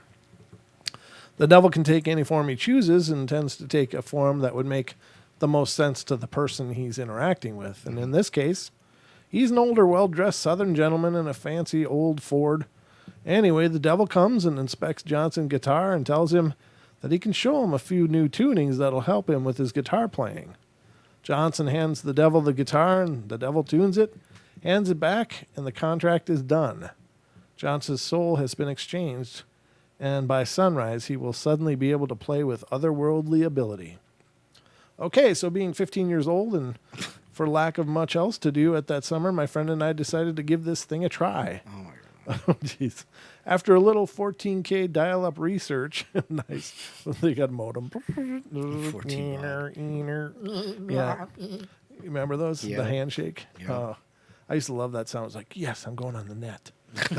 I remember I was on a Commodore at the time. Yeah. I think I had a Trash 80 at one point, too. Oh, I had a Commodore 64, yeah. So we figured that any old crossroad would do, and as luck would have it, there were plenty of places where two roads crossed just about anywhere. You think? We each took an electric guitar, and exactly midnight, we strode out a few blocks away from his parents' house to see what happened. We stood there for upwards of a half hour, feeling a little foolish, but bolstered by the brave and bold things we were doing. Joking to each other, after growing bored, we began to debate whether or not to call it quits, and we'd tried and we'd failed. The devil wasn't going to really come and ask us for our souls. After all, it's just old folklore. Suddenly, an unremarkable gray Toyota Camry or Honda Civic Figures he shows up in a Japanese car. or Nissan Maxima slowly rolled over to us and pulled it to a stop. A youngish man in his late 20s with spiked hair and glasses rolled down the window and leaned across the passenger seat towards our direction. At first, we weren't sure what to believe, and there were lots of reasons for a car to pull over and inspect two teenagers standing on a street corner at midnight holding electric guitars, some more sinister than the rest. However, this was 1999, and so the things like that just seem more commonplace than they do now. Hey, he said, I like what you guys are doing out here. Cool guitars. That's really cool. You guys are just hanging out here with electric guitars? We looked at each other. Yeah, my friend said eventually. Just hanging out, bored, nothing to do. You know, he began looking directly at me, the resident guitar player in our two-man band. It's a nice guitar. You should let me take a look at it. I bet I could fix it up for you, show you a few things that might help. I swallowed hard. Mind frozen, unsure how I'd come to this impasse where the veil between reality and unreality had become so thin. I knew what he'd say next before the words left his mouth. There are some new tunings I know about. We stared at the man in utter disbelief. This couldn't be happening. My mind felt like it was on fire. Thousands of thoughts fought desperately for purchase, and unwilling to budge, I froze. Finally, my friend, always the most demonstrative of the two of us, spoke up. Nope, we're good. We got to go. No, we ain't doing it. Before we left, the man told us he lived just down the block and indicated a row of nearby houses. He told us to come by if we'd ever had a change of heart. Mm-hmm. We ran home, incredulous to the events that had just taken place. We ran back over to the event with each other repeatedly to ensure that we hadn't accidentally sold our souls to the devil. I remember thinking how upset my grandmother would be with me if she'd known that I had went out seeking to make a deal with the devil. A few days later, composure regained via our usual irreverent juvenile sense of humor. We'd mostly gotten over the event, and we decided that if this guy really did on the block in one of those nearby houses, we should go investigate. And so we did.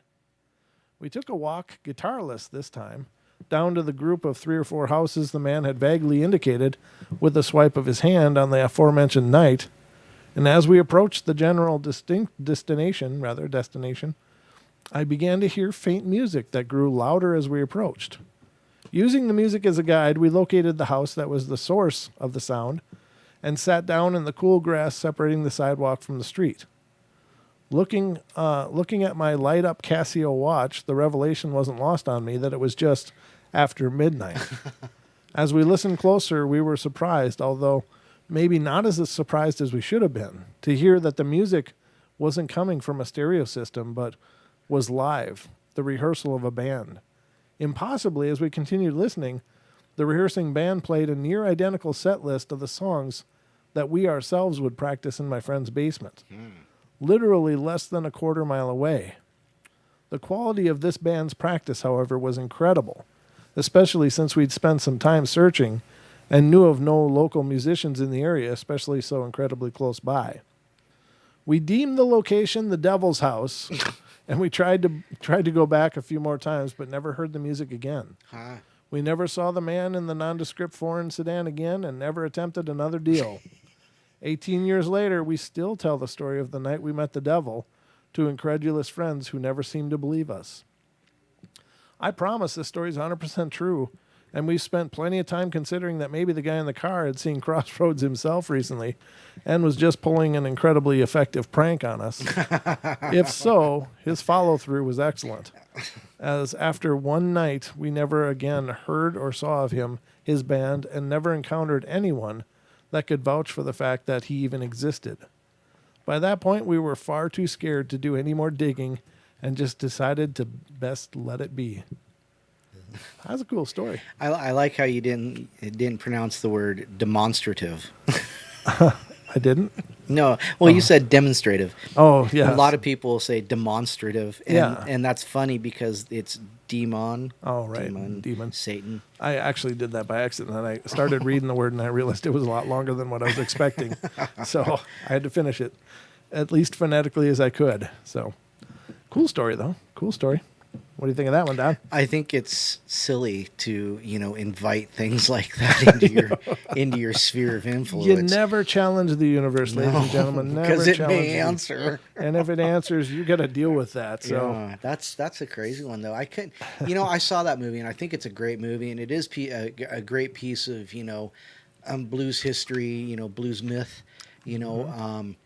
so it's really a great story on how, people viewed him at the time. Of course, I don't think he really did a deal with the devil, but I think he really did, really just became a great artist, a great guitarist. Mm-hmm. So, but I mean, like you said, you don't challenge the universe because it may come knocking. And so, conversely, though, when they went to look for the The house? The house, and they heard the music, and they never heard it again. I guess it was only a 2-time offer, you know. So now, did they do that the same night, or no? No, it was later. a different. Yeah, it was like 2 weeks later or something. Yeah, That's right. it was much later. They decided to go check. Just to see. They had to go see. Hello, paranormal voices from the Netherlands. What about these stairs in the woods? I'm calling BS. You know, the stairs in the woods stories Yep. kind of came from Yep. what is it? One of those Reddits or Reddits. Yeah, it's the Sleepless or whatever Reddit. And I followed a bunch of those, and it was apparently the stories, the narrative of them was this search and rescue person and all the strangeness, weirdness that they saw. And I was like, you know, it had me hook, line, and sinker. I was like, Right. whoa, these are really incredible. What's going on? I did some research and found, it took some time, but I was able to track down the author, and then I found his other page or her other page. I don't remember if it was a boy or girl, and they were fielding questions and answers about that. And he acknowledged that those stories were made up, that they were just creative writing. Right. So I was really disappointed, to be honest with you. Those search and rescue things were just amazing. They were well written. They were really compelling stories. And I was buying into it totally. But then I found that site, and I started reading, and I was like, oh, man. Rotman says Channel Zero. There's a TV series called Channel Zero, and he says they covered the Stairs in the Woods topic.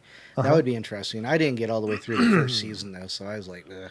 Well, That tooth monster was too much for me. I'm not saying that there are no stairs in the woods, and that's not weird. Right. But a lot of the lore that was attributed to them was coming from that Reddit thread. And you know what? There was a YouTube channel I was watching, and this guy, was it Northwoods Big? I may be wrong. Northwoods Bigfoot or something like that, and he found something something in the woods. It was like I don't know. I can't remember exactly what it was, but it was like stairs, just an odd thing to find a structure. It was an odd structure. And so anyhow, but sorry, side. well, I mean, you know, there's a lot of defunct Right. buildings and things that yeah, collapse, and yeah. nature reclaims it, and Right. sometimes, you know, little parts are left. I don't doubt that there's stairs that just are weirdly shaped, you know, out in the woods for no reason. But Yeah, it's common. It's actually common to come across like a chimney. yeah, chimneys are real, well, Yeah, because a lot of because- homes burned down, right. and the chimney's the only thing that didn't burn because it's made out of rocks and stuff and Right. bricks. But you know, it happens. And Right. I don't know that it's a supernatural thing. I guess, you know, here's the thing though. The more people that believe in something, the more real it becomes. Right. Well, you know? that's like Slender Man. Right. You know, Slender Man started out as an urban myth, but as you said, like a couple weeks ago, you were talking about it, and you said if enough people put power or energy towards it, that it can manifest itself because they're willing the manifestation. So it could have become something more than just a good Reddit story. Right. You know, so Well, there again, you know, I mean, energy follows intention, and if something is real to you, then it becomes real. I mean, Right.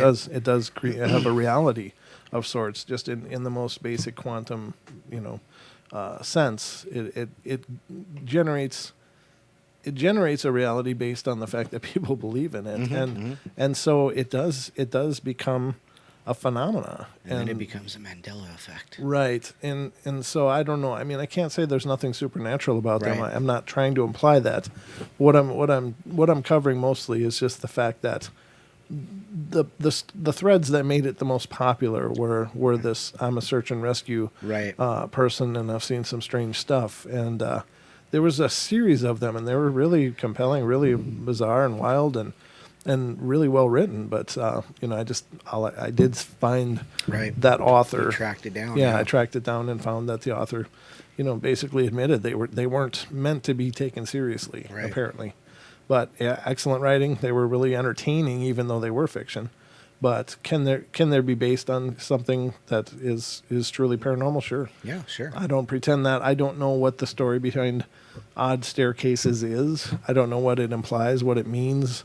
It's not a phenomenon I'm familiar with. So I don't mean to discredit that and try to take that away from anybody. If you believe that's real, then maybe it is. I don't know. I just don't know much about it. So Right. you can't know everything after all. Nope, So not at all.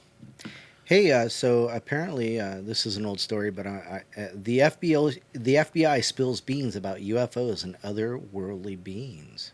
oh, do tell. Let me prepare my voice. It was a P word I stumbled over, go figure. There's no secret anymore that the governmental agencies are keeping matters regarding otherworldly visitors out of reach. But the FBI has recently initialized an attempt to redeem their name by declassifying a fully documented report about UFOs and intelligent beings from other dimensions that have been visiting Earth. Well, if they're from other dimensions, that may just be an alternate Earth. Numerous scientists from different institutions have recently implied that there could be other worlds coexisting with our own. Today, there is a heated debate about whether or not otherworldly beings are visiting planet Earth. There is more to this topic than it may seem, as many people consider the possibility of those beings already resident on our planet. There is much room for speculations, but one thing is clear. They have been visiting us for thousands of years, if not more. They are still flying their crafts throughout the planet on a daily basis. What they are exactly, or from where they come from, yet remains a mystery. But it appears that several governmental institutions, I like how they call them institutions, are because they're all freaking crazy, are slowly preparing the ground for a massive disclosure. Why are they not hastening things up, you might ask? Simply because they don't consider the world ready for total disclosure. We've talked about that several times as well. But there's a slight process that has been done by the FBI towards admitting that aliens are more than just speculation. The FBI actually admitted that interdimensional beings are visiting us regularly, and they even showcase a bunch of files from the past that show clear UFO activity. It comes as a surprise for the UFO community to see governmental agency, now they're saying agencies, trying to play on our side. But when considering that such reports of unidentified craft account thousands of years back, we can see why they're trying to make people aware. After all, the recent globalization has brought all the desired and undesired information together for everyone who is interested to just grab it and analyze it. An overpopulated planet, this is actually a worrying fact. Mm-hmm. Just imagine if the next day you woke up and the internet was full of leaked extraterrestrial evidence. How will the world react then? Will they conform to the new world understanding, or will there be chaos as all other rooted beliefs are falling apart? There have been many unexpected. There has been an unexpected progress towards disclosure. In 2011, a special FBI report dating from 1947 had been classified and thrown into public grasp. The special FBI agent who wrote the report was a lieutenant colonel whose identity remained anonymous for obvious reasons, national security. The agent had a pile of data gathered throughout many of the years of investigating UFO phenomena. According to the declassified files, various extraterrestrials have been reaching out to us for time immemorial. These beings not only came from outer space, but also from a different dimension coexisting with our own. Human beings have been in contact with them for ages, but for unknown reasons, we decided to follow our own destructive path and keep our mouths shut about these other world visitors.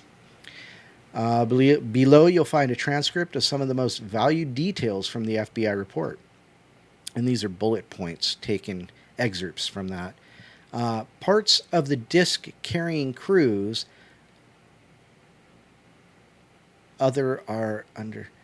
parts of the disc carry crews, other are under remote control.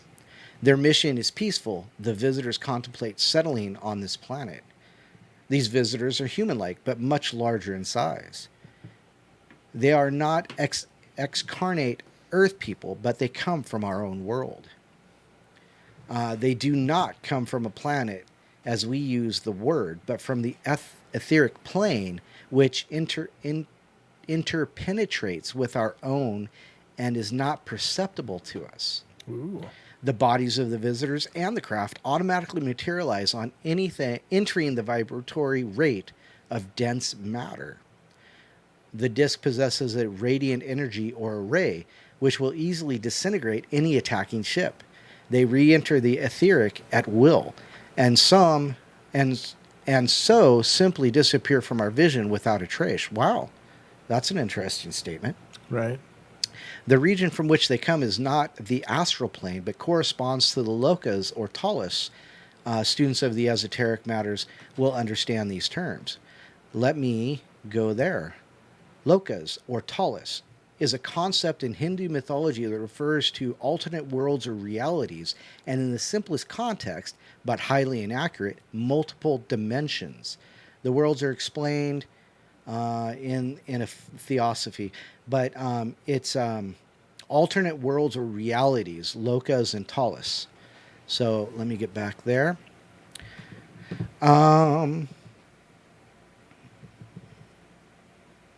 They probably cannot be reached by radio, but probably can be by radar if a signal system can be devised for that apparatus.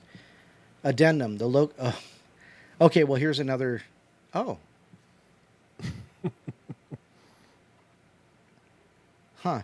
Okay, so it says addendum. The lokas are oval-shaped, fluted length oval with heat-resisting metal or alloy not yet known. The front cage contains the controls, the middle portion a laboratory, and the rear contains an armament which consists essentially of a powerful energy apparatus, perhaps a ray. That's interesting because that's not what it means. Not in the Hindu sense. Apparently, many species have been visiting us, most of them sentient and capable of sustaining contact with humans. The reason why they didn't reveal themselves to us is because our governments may have a secret pact with them, which only allows them to reveal their kind when the time is right, when our species is considered mature enough. Oh, man. So there you go. The scary version of that is that it's our government deciding when we're mature enough. Yeah, exactly. Exactly. Well, Oh I God. have to say, revealing that kind of information on just the civilized world, the say 5 billion people that can reach that information, excluding, of course, any I almost said that, undeveloped countries that have outlying areas that have no electricity, internet, things like that. So you release that information on 5 billion people. What percentage of people are going to be able to deal with that information and work with it as opposed to, Independence Day kind of stuff, So, Yeah. I mean, I do have to question that. We are, in mass, we're barbaric animals. The individual, however, can be logical about certain things, so, it's that whole herd mentality thing. Especially when you throw empaths into the mix. That'd be scary. There is that. I don't think people are as fragile. I think that's just an excuse for them to control the narrative longer. Well, that's possible. I really do. I don't think that that's the case. I mean, we've lived. People have made it through world wars. They've made it through, the Depression. They've made it through horrible famines and horrible diseases, the Black Plague. We've handled global situations many times, and we've managed to come through okay. All things considered. Yeah, it's not always easy, but nobody became. Nobody ran around. Not nobody. The sky is falling. The sky is falling. Right. That's where I was going with Yeah. it. It's just that some people would freak out, sure, but when it becomes the reality, most people just adjust to that. That's just what we do. We're a very adaptive species, really. Is it a comfortable truth? Probably not, but it's the truth. And if it's something that is genuine and true and happening, then I think people deserve the right to know about it, and they deserve the right to make their own decisions about it. Right. This whole idea that we need to be spoon-fed information because we just can't handle it, that's a bunch of bunk. Right. To me, that's just somebody trying to justify controlling that narrative. And I think that it's a form of control. So, Yeah, I understand. well, you're welcome, Dead Spider 45. You're welcome for the show. And Don thanks you as well. Yes. I'm sorry. I'm reading something else, but thank you. Yeah, absolutely. But yeah, it's a some great information in there altogether, though. I think that was very cool. When I was a freshman in high school, I was up early to get ready for school, and my brothers slept until 7:30, but I was dressed by 7:15 or something. Call it me trying way too hard. We live in the middle of nowhere on my family farm. My neighbor is my grandma, and the other is my aunt, and each good half-mile apart. I was putting on my makeup, and the sun was up, and I was 100% awake.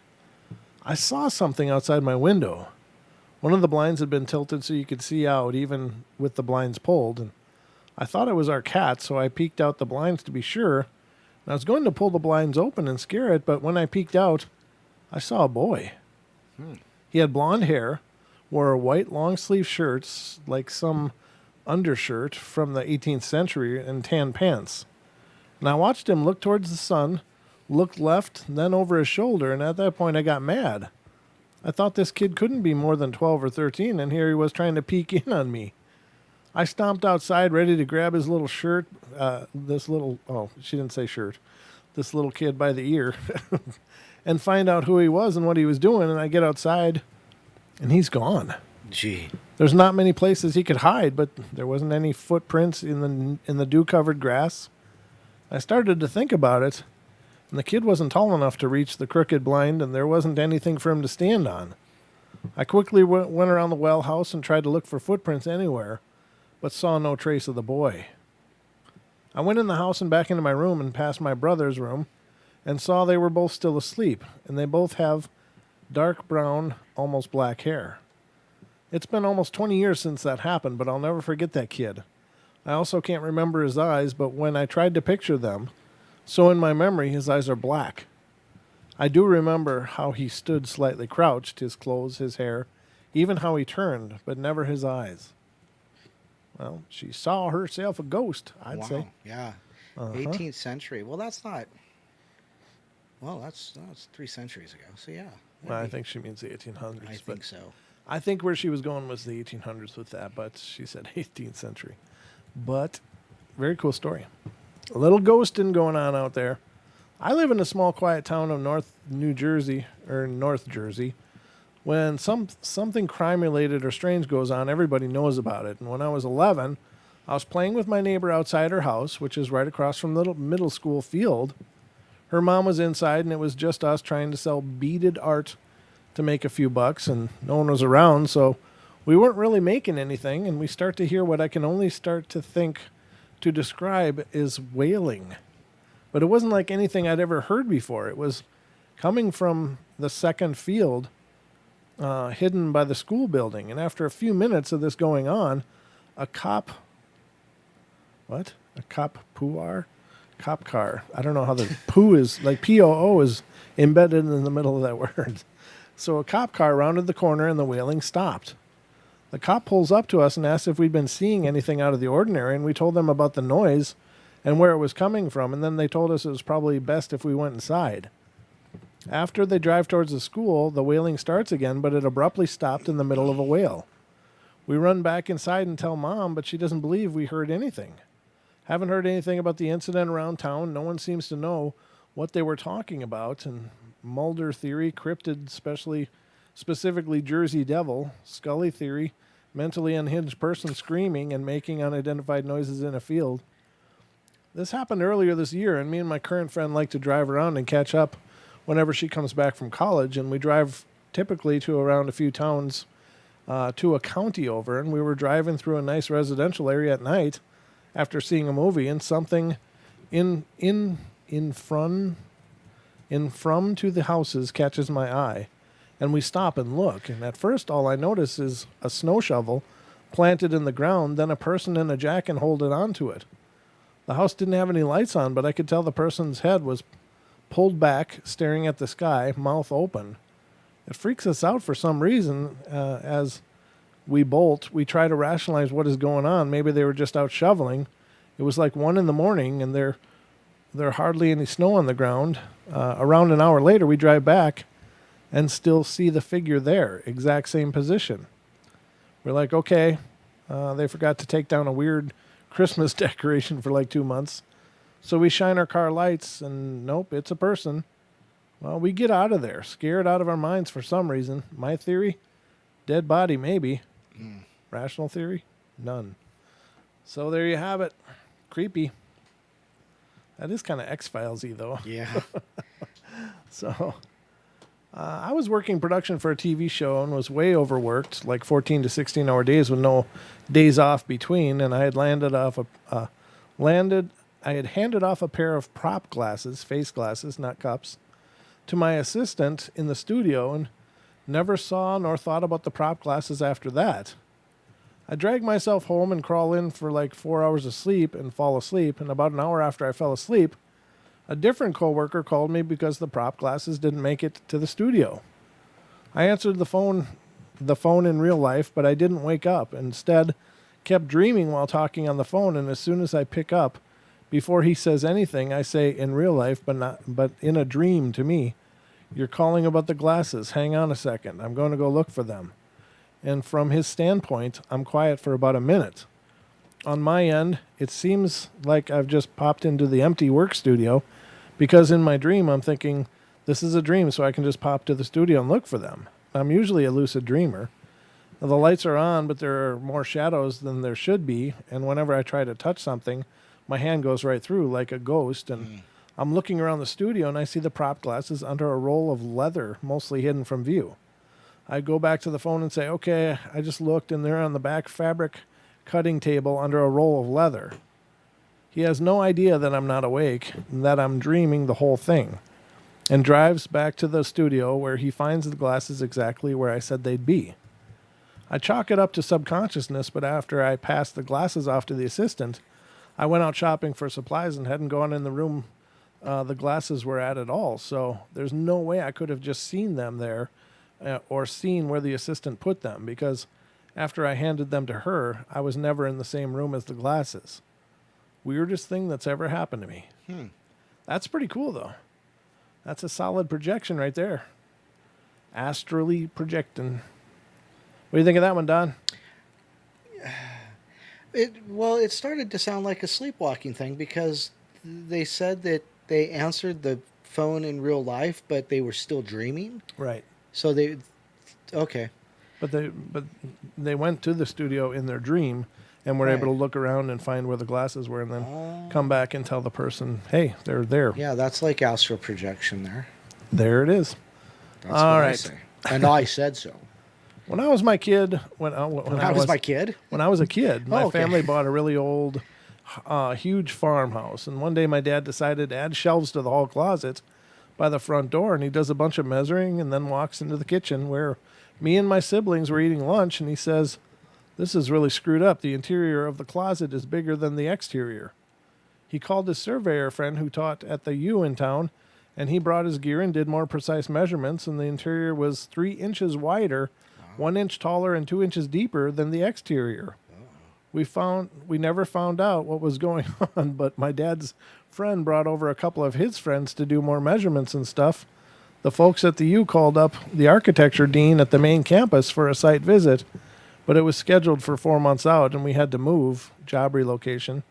And I always wondered what they discovered. A few years ago, I Google mapped to look at the house, and there's a condo sitting where it used to be. Wow, so it was a space-time paradox, ladies and gentlemen. Crazy. The closet was actually bigger than it could have been by the ability for it to fit in that space. That's really, really cool. Right? I was thinking of Hermione's bag. Of course you were. She's pulling like Mary Poppins stuff out of there. Exactly. Yeah, exactly. Very cool, but real world example of space-time anomaly. Alibaba's hut. Right. I had a scary experience when I was a kid. I was 8 and fast asleep in bed, and I suddenly woke up to my dog, who was also in the room, barking and viciously growling at the corner of the room. I'd never seen him or heard him like this. He was as cool as a cucumber, laid-back pet. He didn't have a nasty bone in his body. So it instantly freaked me out. It was dark, and I couldn't see anything there. My eyes started adapting to the light, and I could see him snarling and barking. The hairs on his back were standing on end, but there was nothing there that I could see. My mom came rushing in and turned the light on, and there was nothing there, and she tried to calm him down and moving him away from the corner, but he kept going back, and she ended up taking him out of the room and made sure I was okay, then shut the door. I kept the lamp on. I was really scared at this point, and then a few minutes later, Benji was back at my door crying and scratching to get in. He'd been our family pet since I was born, and he'd never done this before. I let him in, and he got him on the bed with me, and he sat at the end of my bed all night, ears pricked, staring at the same corner of the room. It never happened again. Nothing like that has ever happened again, but that night damaged me mentally because even now at 34 years old, when I sleep alone, I can't go to sleep without the TV being on. This is a real short one. We were working in a fairly secure oil field in Texas, and we were like, and they were like, do not explore, go straight to your destination. If you divert, you'll be banned for life. So we asked our buddy if they were hiding Bigfoot or Chupacabra, and he winked at us. The truth is out there, people. That's the whole end of that one, and that's actually the end of that list. Well, you know what? It's just a few minutes before the end of the show. Well, that was good timing then, Yes, huh? it was. Yes, it was. How's that for serendipity and synchronicity? I think we have our timing correct. I think we've done it, ladies We just and can't gentlemen. start on time. We can't start on time, but we know how to finish, ladies and gentlemen. We can finish like pros. That's what your mother said last night. That was funny last week when Gary called in. I know Gary called in. He went full Connery on us for, it was like a 3-minute shtick. That was awesome. That's what your mother said. Oh, thank you, Brown Dwarf. Brown Dwarf says, great show. Well, we love it, and we love that you're loving it, too. And everyone else, thank you so much. How many? 42 people are in here. Wow. 42, is that it? Is that it? Only 35 likes? Ooh, can you hit the likes before? Called out. You know, it's kind of like turning out the lights on the way out. Yeah. Definitely hit the like switch. On the way out? Hit the like switch. We prefer you do it on the way Bum, bum, in bum. so we can tell, Yeah, it always feels good to have those likes just buttered up and ready to go. Yeah, But exactly. as long as you hit them at some point, I hope you guys did enjoy the show. Yeah, absolutely. I felt like it was a good one. I'm just going to tell you. I think I feel the same.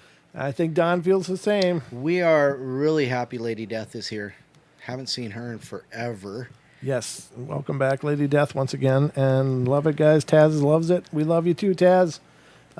Hit that like. Weird Desk says, you got it. Oh, Cryptids, Myths, and Mysteries with Lee is here. Great to see you, brother. Thanks for coming in. And definitely check out his show if you get a chance, ladies and gentlemen, on the YouTubes. And Duke is in here. Check out World Bigfoot Radio. Yes. Awesome show. Awesome. If you love the world of cryptids, you're going to love World Bigfoot Radio. Thank you, Weird Desk. Awesome. Check out the Weird Desk US too. So, Paranormal Portal Radio at gmail.com. If you've got a story of your own or something you'd like to share, definitely email us. Yes. Paranormalportalradio at gmail.com. If you want to help support the show, check out the Teespring site. The description has the link. We showed it at the front end of the show, but definitely head over there. Or you can just donate if you want. It's up to you. But at our paypal.me, that certainly, whatever you can do, it always helps. It helps a ton. You have no idea how much it helps, actually. I'm going to have to go collect aluminum here pretty quick. No doubt. Start picking up random bottles. I'll be going to gas stations, picking through the trash. Going to be This heading is to the Montana portal fund. once a week. This is for the portal. And heading to Montana for the The cash returnables, yeah, exactly. But no, you guys are awesome and amazing, and thank you so much. Yeah, good night, Sissy. Thank you so much for coming in. I'm the Happy Reaper of Death is not here yet. DH. I am the Happy Reaper of Death is not here yet. I don't follow. I'm not sure either, but it was a message I couldn't ignore. Oh, no doubt. And special shout out to Barb.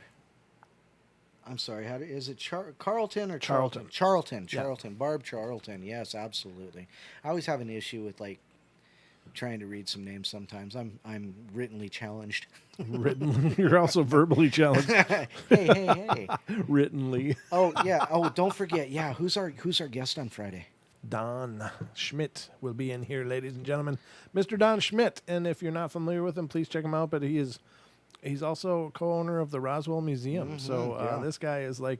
This guy is the guy. He is deep in it. We will be rolling deep into the Roswell story when he is here on Friday night, so definitely check it out. 7 p.m. Pacific time, 7 days a week. There's a portal here on YouTube, and Monday, Wednesday, and Friday we're releasing podcasts, so definitely check those out as well. We are just trying to take over the world a little by little. We are, yeah. What are we going to do tonight, there, brain? We're going to take over the world. What we do every night, we're going to take over the world. Absolutely. So thank you all again. That's the show. That's all I got to give you because I've given you all I've got. For tonight, at least. So we love you all. Be good, be kind, be nice. Take care of each other. Help each other out. Find the magic in every day. And remember to smile and please click those likes on the way out. Yes, please. All right. Love you guys. Don, anything quickly? Paisley Wild on Friday and Saturday nights, 9 o'clock on live stream on YouTube, also TFR if you're there. Otherwise, thank you. We appreciate you. All right, guys. Have a great night. Much love. Thanks. Love, love, love, love, love, love. And I'll be back tomorrow night with some bedtime stories, 7 p.m. Don't miss it. Don't miss it. I'll be taking attendance. Oh, boy. All right. Good night, everybody. Bye.